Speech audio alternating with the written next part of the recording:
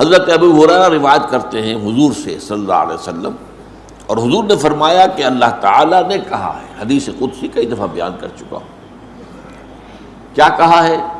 من عادی لی ولیا فقد آذنتہ بالحرب، جس شخص نے میرے کسی ولی کے ساتھ دشمنی رکھی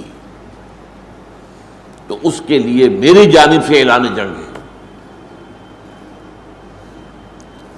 اب یہاں سوال پیدا ہوتا ہے کہ ولی کہتے کسے؟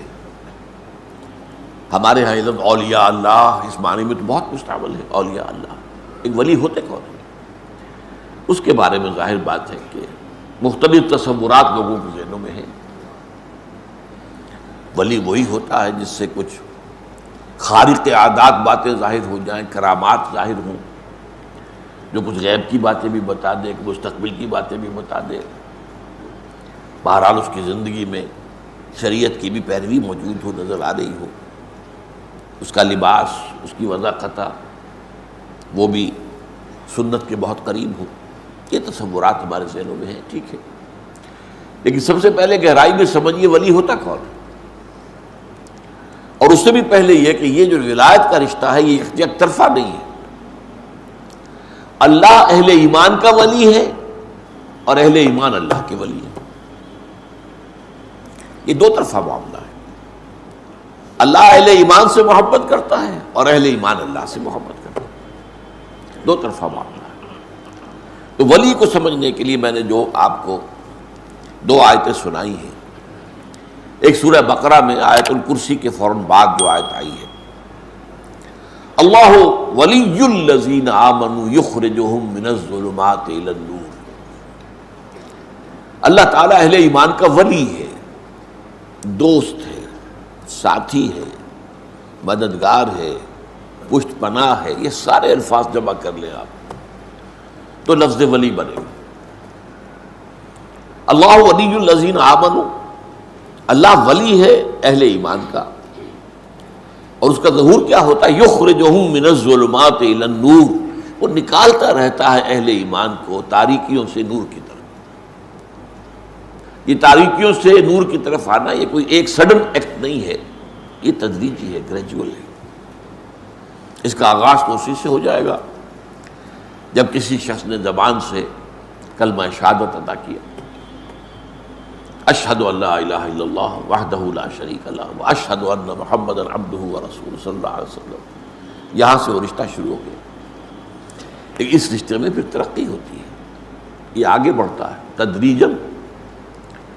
اسی طریقے سے وہ ایک ظلمت میں سے نکل کر تو نور میں آ گیا، کفر سے، شرک سے، لیکن پھر اس کے بعد ابھی تو اور بہت سے پردے ہیں جنہیں چاک کرنا ہوگا، جن میں سے نکلنا ہوگا، اور اس نور کے اندر اضافہ ہوگا، جیسا کہ سورہ تحریم میں فرمایا ہے کہ قیامت کے دن جو اہل ایمان ہوں گے ان کا نور ان کے آگے اور داہنی طرف بہتا ہو، جو دوڑتا ہوگا، اب وہ کہیں گے ربنا اتمم لنا نورنا واغفر لنا انک علی کل شیء قدیر، پروردگار ہمارے لیے ہمارے اس نور کو کامل فرما دے۔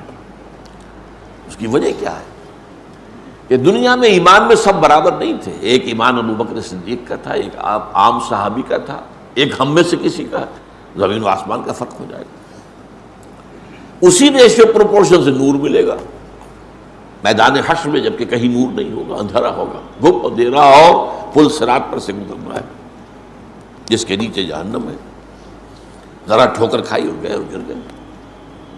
اس کا نقشہ جو ہے سورہ حدید میں کھینچا گیا ہے کہ اہل ایمان تو گزر جائیں گے، ان کے پاس نور ہوگا سامنے بھی اور داہنی طرف بھی، سامنے نور ایمان کا ہوگا، داہنی طرف اعمال صالحہ کا۔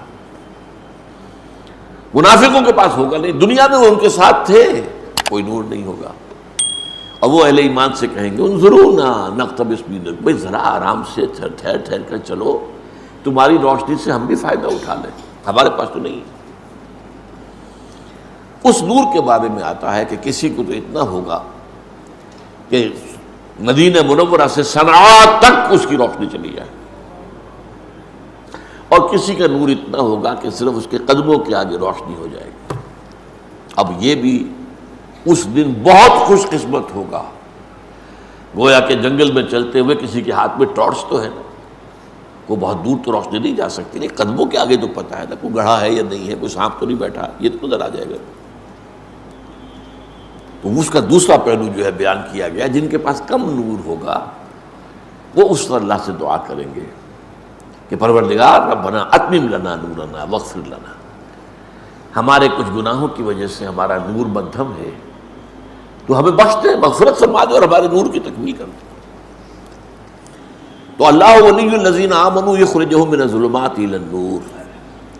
اب اس کا دوسرا رخ آ رہا ہے، یہ سورہ یونس کی آیت ہے جو بہت عام وعظوں میں، تقریروں میں، عوامی جلسوں میں بہت پڑھی جاتی ہے۔ الا ان اولیاء اللہ لا خوف علیہم ولا هم یحزنون الذین آمنوا وکانوا یتقون لهم البشرى فی الحیاۃ الدنیا والآخرہ لا تبدیل لخلق اللہ ذالک هو الفوز العظیم۔ آگاہ ہو جاؤ، اللہ کے اولیاء، اللہ کے ولی جو ہیں ان کے لیے کوئی خوف نہیں ہے، نہ کوئی حزن ہے۔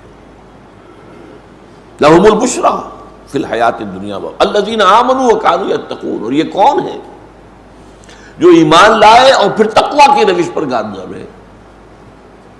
لهم البشرى فی الحیات الدنیا والآخرہ، ان کے لیے بشارتیں ہیں دنیا کی زندگی میں بھی اور آخرت میں بھی۔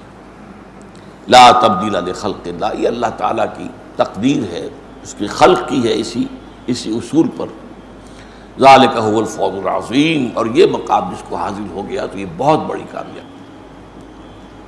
اب اس کا تجزیہ کیجیے، یعنی ولی کون ہے اس کو ڈیفائن کر دیا۔ الذین آمنوا وکانوا یتقون، وہ لوگ جو ایمان لائے اور انہوں نے تقوی کی روش اختیار کی۔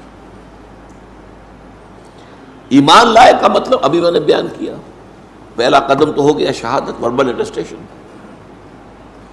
دوسرا قدم دل میں یقین پیدا ہو جانا، وَلَمَّا يَدْخُلِ الْإِيمَانُ فِي قُلُوبِكُمْ، بہت مرتبہ یہ آیت آئی ہے سورہ حجرات کی میرے بیان میں۔ ابھی تک ایمان تمہارے دلوں میں داخل نہیں ہوا، یہ بدو دعویٰ تو کر رہے ہیں لیکن یہ اسلام لائے ہیں، ایمان ابھی نہیں لائے۔ ایمان تو تب ہوگا جب کہ دل کے اندر یقین پیدا ہو۔